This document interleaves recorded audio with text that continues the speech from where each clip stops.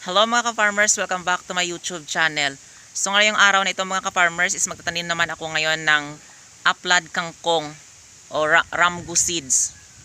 Ito itatanim ko mga ka-farmers para at least kahit pa paano mga ka-farmers meron tayong mapagkukunan ng ating mga gulay-gulay na pang araw-araw na ating kakainin.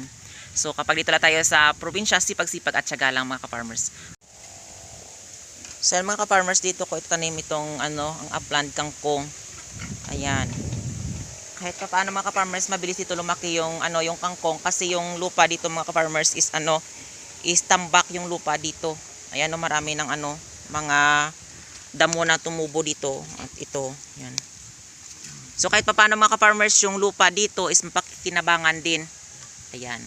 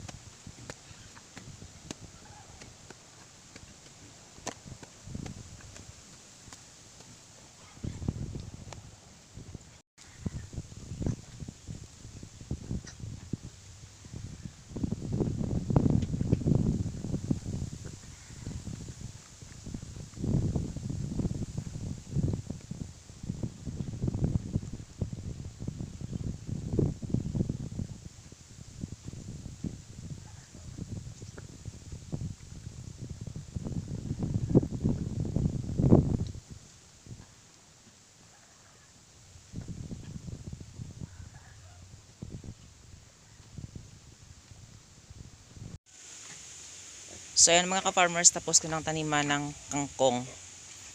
So ito, hanggang dito ko. Hanggang dito yan mga farmers ang pagtatanim ko.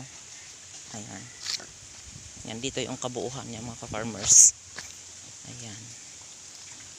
Hanggat dyan. So mga farmers, tiniman ko, syempre sayang naman yung lupa na ito kasi bakante naman. Tsaka tinutubuan lang ng damo kahit papaano. Syempre meron tayong papagkukunan ng ating pang-araw-araw na pagkain. At dito naman mga ka-farmers, ito hindi ko pa nalinisan yung dating tinanim kong kamote. So ayan, pero yung mga kamote na ito mga ka-farmers is pinagkunan na. Ayan o.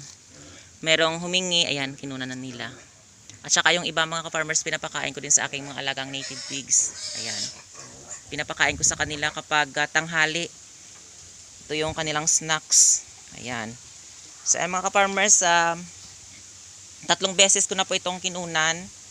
At saka yung iba, meron din nanghingi dito ng mga kapitbahay. Ayan, binibigyan din. Ayan. Ayan, kapag dito tayo sa probinsya, sipag at tiyagala talaga mga ka-farmers. At syempre yung mga bakanting lote, so pwede natin yung taniman kahit papaano.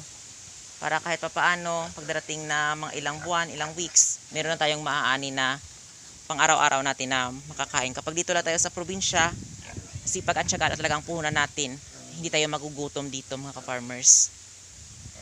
Ayan.